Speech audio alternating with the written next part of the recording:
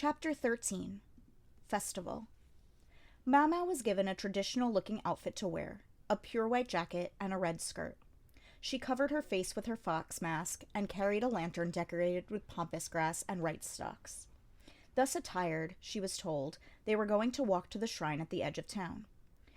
The men wore blue clothes, while the children had bundles of rice and pampas grass draped behind them like tails.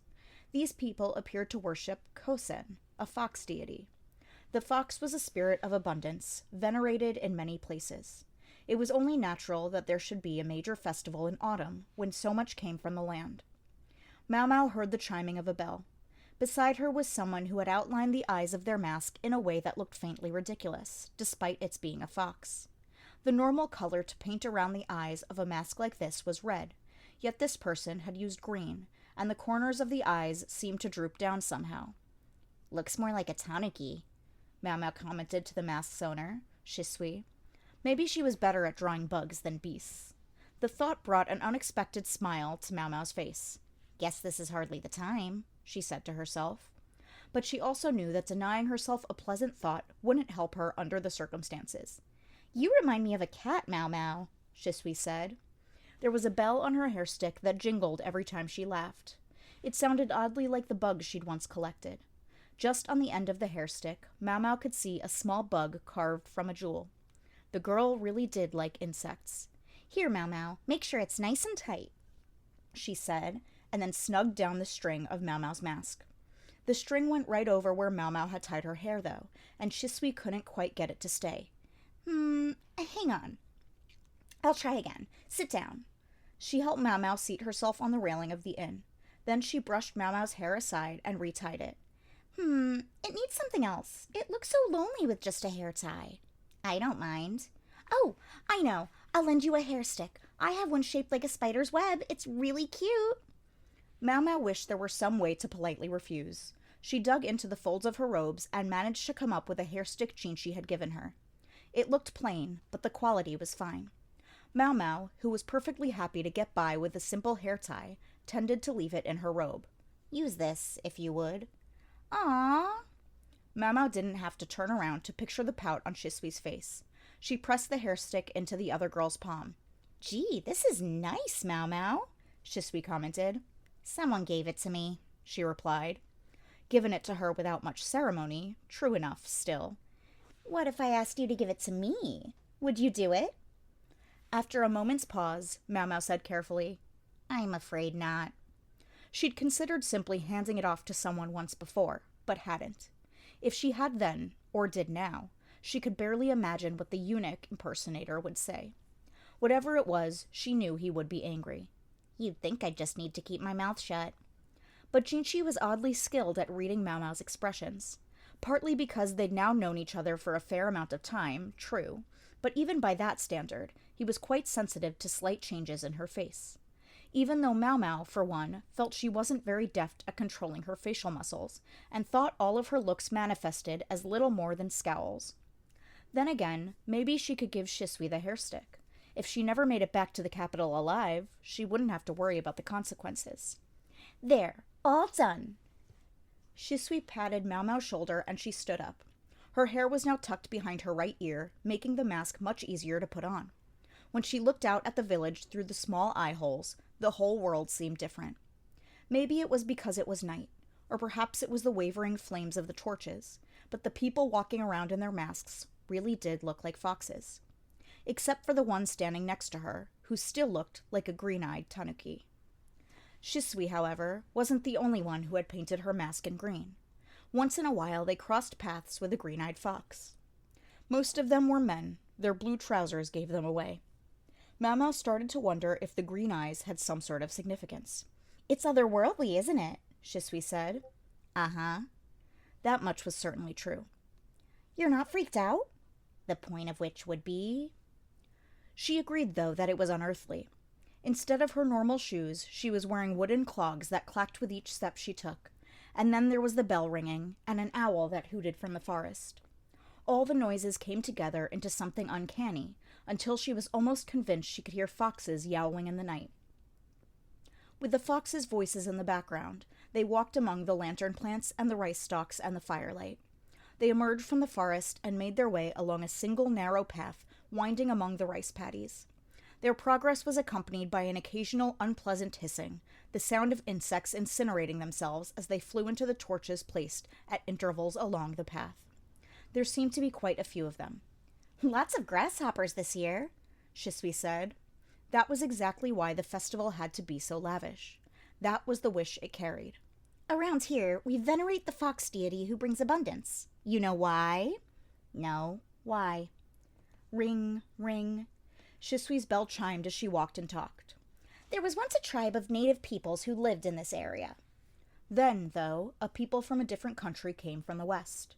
The locals didn't simply accept them immediately, of course. No one would be so naive.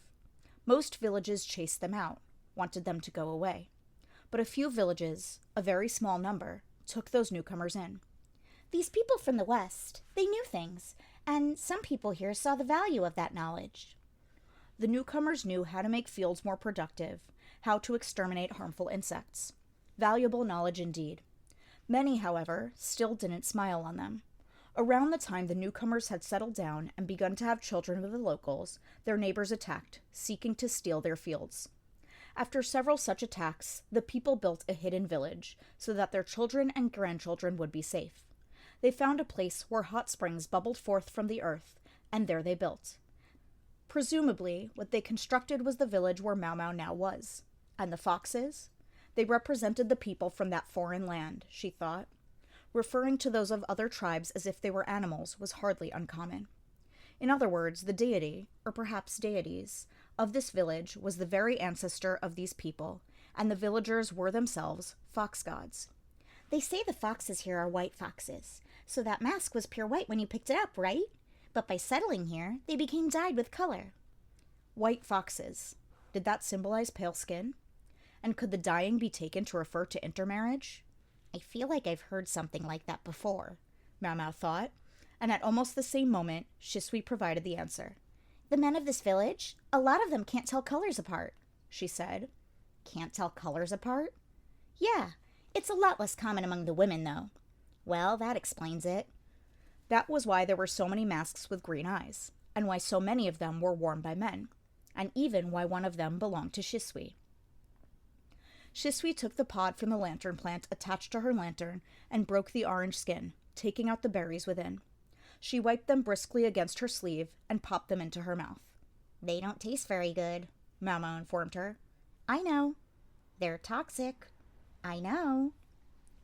Prostitutes use lantern plant berries as an ingredient in their abortifacients. The berries wouldn't kill you, but they weren't exactly pleasant to eat. Among those who had fled here from the west, some must have gone to the area of the current capital and become the ancestors of today's emperor, while those who put down roots in the north had founded this village. Their wooden clogs tapped along the ground. The light of the lanterns was lovely, and at the same time eerie, making Mau Mau feel as if, were they to continue to walk down this path, it might lead them to some other world. The closer they got to the shrine, though, the more ordinary things felt. Street stalls began to appear, and the aroma of meat on skewers perfumed the air. There was the smell of some sweet candy as well. The shopkeepers wore fox masks like everyone else, but presumably they didn't accept leaves as currency, as foxes were said to do. Shisui abruptly stopped, raised her mask, worked her jaws a few times, and then spat the skins of the lantern plant berries into the grass. "Disgusting," Mau Mau remarked. "Ha, sorry." Shisui trotted toward one of the stalls. "How about something to eat?" "You're buying." Mau Mau followed her to a stall selling skewers of meat. She started to drool when she saw the chicken dripping with grease. The offerings, however, also included frog and locust. Mau Mau regarded them silently. "The locusts are plump and delicious this time of year," Shisui explained, and without a trace of hesitation, she munched one of the bugs right off the skewer. "I think I'll stick to chicken." Sure, Mau Mau could eat locusts, but why not have chicken if there was a choice? "Not frog?" Shisui asked. "I don't want to eat any frogs for a while." "What's with that glassy look in your eyes, Mau Mau?" Apparently, it was obvious even behind her mask. In any event, Shisui said, "Got it," and took a chicken skewer from the man running the shop, then handed it to Mau Mau. Mau Mau pulled up her mask and dug in. It could have used some salt, but maybe that was too luxurious to hope for. Instead, the meat had been rubbed with herbs. What is it? Mau Mau asked. Shisui was frowning. Then she turned toward the grass and spat something out again. I told you, that's gross, Mau Mau said, thinking that Shisui had some surprisingly rough edges. She appeared to have spat out the locust she just bought. That sucks. That place mixes grasshoppers in with their locusts. What a ripoff. They all look the same to me. Well, they're not. It's hard to tell with the wings and legs pulled off, but they taste nothing alike. Shisui was munching on another insect to get the flavor out of her mouth. This one must have tasted better, for she was chewing thoughtfully. Mau Mau sometimes ate snakes and frogs, but rarely bugs. In farming villages, eating insects often doubled as a way of keeping harmful pests away from the crops, but the pleasure district was more urban. Locusts were not a very popular dish, considering how many more flavorful and delicious things there were to eat. Sometimes, though, in years when the swarms were especially bad, farmers struggling to make a living would show up selling locusts in town. The shrine sat on high ground, with a stone staircase leading up to it. That allowed it to look down on everything around it, including the land past the forest. The trees gave way to open plains, beyond which stood a mountain range. Another town? Mau Mau thought. The range glittered with light, and not starlight. Mau Mau, over there, Shisui said, bringing her back with a tug on her hand. There was a line, and when people reached the front of it, they left their masks at the shrine. A human figure could be seen within the shrine's vermilion interior. A child, wearing a white mask and white clothing, and sitting utterly still. Their face was hidden, but the mask looked familiar. It belonged to that brat, Kyo. He looked like trouble, yet his brushwork was delicate, and his mask beautiful. Each year, children are chosen to sit there in lieu of the god, Shisui explained. I'm impressed he can manage. Everyone wants to do it. It is tiring, though, so they switch with someone else in shifts before their legs go numb. I wonder if it's a pleasant memory for them. For some reason, Shisui's eyes had a distant look. Then she said, Looks like he's almost done. Let's go wait for him. She led them around the back of the shrine. There they found 3 more children, chatting, presumably waiting their turns. What's going on? Shisui asked, inserting herself in the circle of kids. Look at this, one of the youngsters said, displaying his rice stalk tail. On close inspection, one could see that the fruit was still, in fact, unripe. I got a bad one. That's because you didn't look carefully when you chose, Shisui said, exasperated. Some people are stingy, you know. That is to say, feeling that it was a waste to offer a good, full ear of rice for the festival, they would give one that was poorly developed instead. Mau Mau looked at the stalk of rice. It had leaves, sure enough, but the ear was hollow, empty. It looked immature, not like it had never fruited, but rather as if it simply hadn't had time. I got it from the village chief, the kid said. Well, there's your problem, one of the other children responded with a shake of the head. A part of the chief's crop always comes in late, and because he's such a tightwad, those are the only parts he ever donates for the festival. What? Ugh, the fox'll curse him for that. All the kids around here know about it, one of them told him. You don't because you just came to the village last year. Live and learn. The boy's shoulders slumped. Mau Mau looked at the ear of rice she was holding. The fruit was full and ripe. She detached it from her lantern and gave it to the boy. You sure? He asked. Sure, she said. She wasn't exactly deeply religious. It didn't matter to her how nice an ear of rice she had. The boy, meanwhile, bowed to her, his eyes sparkling. How'd I do, sis? Kyo asked the moment he saw Shisui after coming out of the shrine. Another child, holding a fresh ear of rice and glowing, took his place.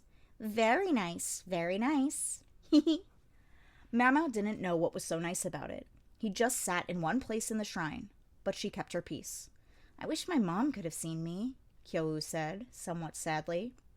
Shisui patted him on the head. I know. Go make your offering, and then let's go see the fire, okay? She pointed to the watchtower beyond the shrine, down the opposite direction of the stairway they'd come up. But it was in a very strange place. Is that a spring? Mau Mau asked. Maybe more of a pond, Shisui said. The watchtower stood upon a body of water. It seemed to be mounted on a raft. Kyo quickly came back from offering his mask, and they headed down the second set of stairs. Plenty of other people who had offered their masks were already there. Straw was packed around the base of the watchtower, and when she looked hard, Mau could see what seemed to be white masks by the light of the lanterns. After the masks have served as an offering for a whole year, we burn them along with the watchtower. It's said that once the masks have been consumed by the flames, the wishes written on them are carried up to heaven, and whatever you wish for will come true, Shisui said. I didn't write anything, Mau said. Do you even believe in superstition like that, Mau? It was a good question, Mau thought as she gazed at the watchtower. Instead of wishing fervently, it would be faster to simply fix your eyes on your goal and get moving. It's not a superstition, Kyo protested. The wishes do come true. I made real sure to paint my mask nice and write my wish real neat, just like last year. It has to come true. He was getting excited. Had he wished for something so important to him? What'd you wish for? Mau asked. You can't tell, dummy. Okay, fine. She just asked to be polite. She didn't actually care. Kyo, though, seemed bothered that she dropped the subject so readily. He kept glancing furtively at her. Look, here comes the flame, Shisui said, pointing at a young child holding a torch. A tail of rice bobbed behind him. He appeared to be the child with whom Mau had traded rice stalks. You didn't want that role, Kyo? Shisui asked. I decided to let someone else handle it. I'm not a kid. Despite his protestations, there was a hint of envy in his eyes. An adult wearing a mask accepted the torch from the child, put the flame to an arrow, and passed the arrow to another adult standing nearby with a bow. The second person drew back the bowstring audibly, then let the burning arrow fly in a lazy arc until it dropped down precipitously, directly at the base of the watchtower. A peerless shot. The watchtower must have been soaked in oil, because it caught with a whoosh, and the flame spread quickly. They could hear the wood crackling.